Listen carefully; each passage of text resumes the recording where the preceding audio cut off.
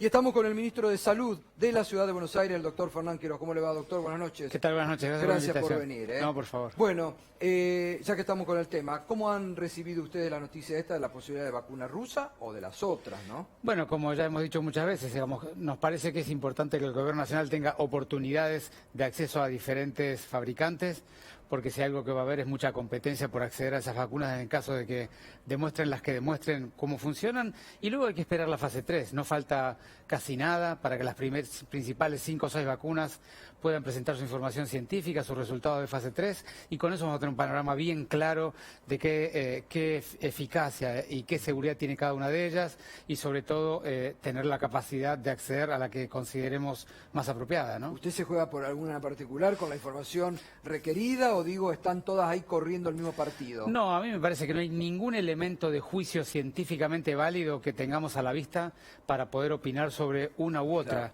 Claro. Por supuesto que ya sabemos cuestiones de logística, que ustedes han estado comentando, pero a los fines del resultado clínico, hasta que no tengamos la información clara de la eficacia que ha tenido cada una de ellas en su proceso de evaluación y la seguridad que han tenido y los efectos, es imposible dar una opinión sobre una vacuna. Ahora, ¿les parece importante que el gobierno avance en distintas direcciones? Decididamente, yo creo que lo más inteligente que se puede hacer es tener preacuerdos y avance de acuerdos con los diferentes fabricantes, porque al día de hoy no sabemos si todos van a ser igual de eficaces, si alguna no lo va a ser, si alguna va a ser mejor que otra, y cuanta más oportunidad tengamos de acceder a la vacuna va a ser mejor. Además, ustedes han acompañado en el Congreso, esto que recién decía la asesora presidencial Nicolini, la ley que salió sobre el tema de la vacuna, ¿no? Efectivamente. Doctor, dieron a conocer ayer un estudio muy importante sobre la cantidad, con precisión, de contagios que hubo en la ciudad de Buenos Aires, porcentaje de la población. ¿Por qué no nos cuenta? ¿Cómo no? Completamos un estudio de cero prevalencia. La cero prevalencia lo que hace es representar o decirnos cuántas personas en la ciudad de Buenos Aires han tenido la enfermedad, ya sea con síntomas o sin síntomas, ya sea que hayan sido detectadas o no hayan sido detectados con la PCR.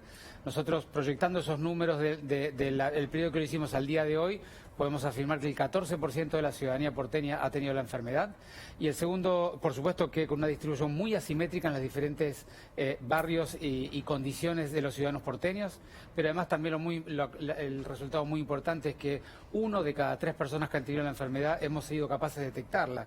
Eso habla muy apropiadamente bien de la eficacia de lo que es la estrategia completa, ¿no? De la investigación epidemiológica, el rastreo y el testeo en la ciudad de Buenos Aires. Bajo, ¿no? 14%. Yo diría, no sé, sí, digo, ustedes digamos, son si uno especialistas.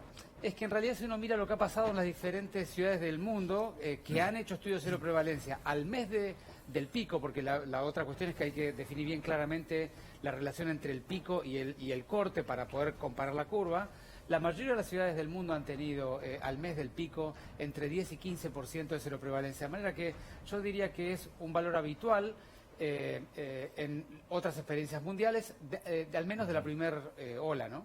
Ajá. Y con esto, yo siempre destaco acá el trabajo en conjunto que han tenido con Ginés, con Goyán, con el Gobierno Nacional, la verdad que es muy importante, pero digo, ¿no les entra un poco de miedo lo que está pasando en Europa con la segunda ola? ¿O confiemos en que llegue la vacuna antes y poder...? No. Baja en los contagios. ¿Es una cuestión de estacionalidad porque llegó la primavera, el calor, o a qué se debe? No, yo siempre he insistido.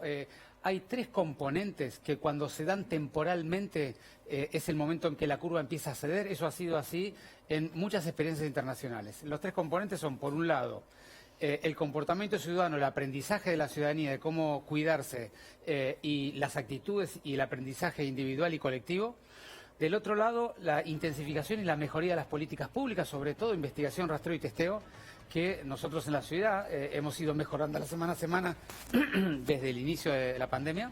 Y el tercer componente, que es un tema importante para comprender, es lo que se llama, lo que uno podría decir es la saturación de los canales de contagio. Y no tiene nada que ver con la inmunidad de rebaño, porque obviamente en estos volúmenes no hay inmunidad de rebaño.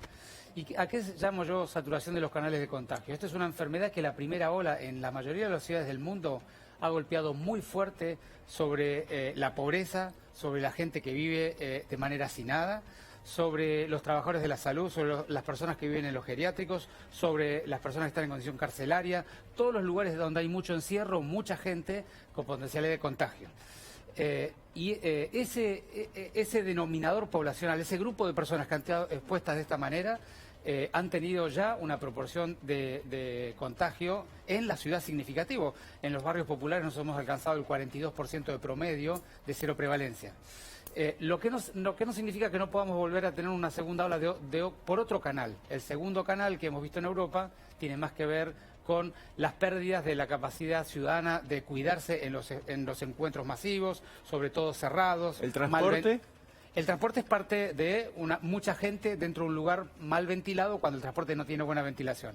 Pero sobre todo lo que ha pasado en Europa es que las interacciones sociales diferentes, porque las vacaciones hacen que la gente se cruce de manera diferente en la sociedad. Y la vuelta de todo ese cruce social en lugares donde ha habido encuentros importantes en cantidad, en lugares cerrados, como pueden ser encuentros sociales, familiares, deportivos o incluso festivos, seguramente ese componente, lo que llamamos genéricamente supercontagio, es un componente que tenemos que empezar a trabajar, tenemos que empezar a dialogar con la ciudadanía y sobre todo tenemos que empezar a reflexionar entre todos cómo vamos a poder evitarlos para justamente mitigar o disminuir la posibilidad que eso ocurra aquí. Sí, respecto a las fiestas, ¿no? La Navidad y el Año Nuevo. Pero las fiestas, si uno hace una fiesta familiar, al aire libre, con ciertos cuidados, no hay ningún problema. Aquí no se trata, para el rebrote, no se trata de decir qué es lo que no se puede hacer, porque la ciudadanía está muy saturada, muy cansada, le cuesta cumplir con la normativa.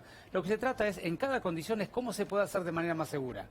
Y siempre el espacio abierto, el espacio libre, es el lugar donde hay que estar, tanto para los jóvenes, como la edad intermedia, como para las personas que vamos a hacer festejos a fin de año, todo lo más posible en el espacio abierto, mesa al patio, al balcón, a la calle, a donde se pueda. Y si no, abrir ventanas y puertas y ventilar muy bien el lugar donde estén. Buenas noches, ministro. Lo que le quería preguntar es cuán cerca estamos de que se decrete el distanciamiento social que reemplace al aislamiento, ¿no? Al ASPO. ¿Y eso qué implicaría en los hechos?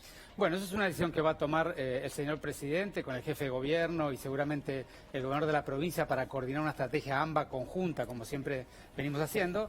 Pero hasta donde he visto las declaraciones públicas del presidente, él tiene la voluntad rápidamente de hacerlo, así que tal vez pudiera ocurrir en esta próxima decisión del presidente con el gobernador y el jefe de gobierno.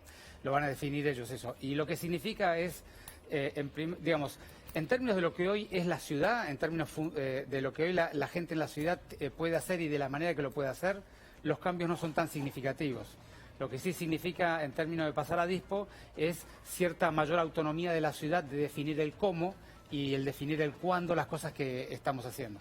Ministro, y respecto de la carga de fallecidos, bueno, lo vivió la provincia de Buenos Aires, se armó un enorme revuelo, de hecho se especuló mucho políticamente, nosotros aquí lo hemos destacado, esto de la necesidad de no meter en la grita un tema tan sensible como la carga de fallecidos. Usted también, de hecho, lo había marcado, por eso lo digo, pero hubo muchos referentes políticos de la oposición que sí lo hicieron. En la ciudad de Buenos Aires sucedió finalmente que se terminó gestionando una carga de unos 748 fallecidos, si no me equivoco. ¿Ya está actualizado eso? ¿Sigue hoy en día una carga con cierto atraso? ¿Cómo es el sistema para que la gente básicamente pueda entenderlo? Sí, primero déjame hacer una pequeña aclaración. Ese número que vos nombrás es la combinación entre lo que recuperaron los efectores porteños de fallecidos en la Ciudad de Buenos Aires y lo que recuperaron efectores bonaerenses de fallecidos en la provincia de Buenos Aires. No son todos cargas de la ciudad. Claro. Porque hay muchas personas que viven en el conurbano, se atienden en el conurbano, fallecieron en el conurbano, pero tienen la dirección en el DNI de la Ciudad de Buenos Aires y se cargan como fallecidos de la ciudad. Así que el número nuestro de la demora no era el que vos acabas de decir. Pero conceptualmente es correcto lo que vos decís y yo lo he dicho siempre.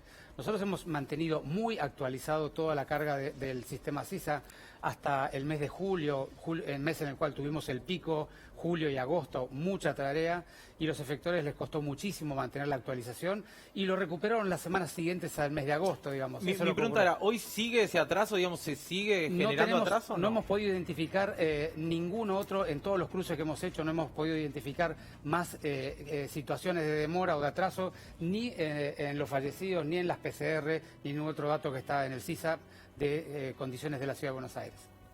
Bueno, y la tendencia, hoy ¿cuántos casos hubo en la ciudad?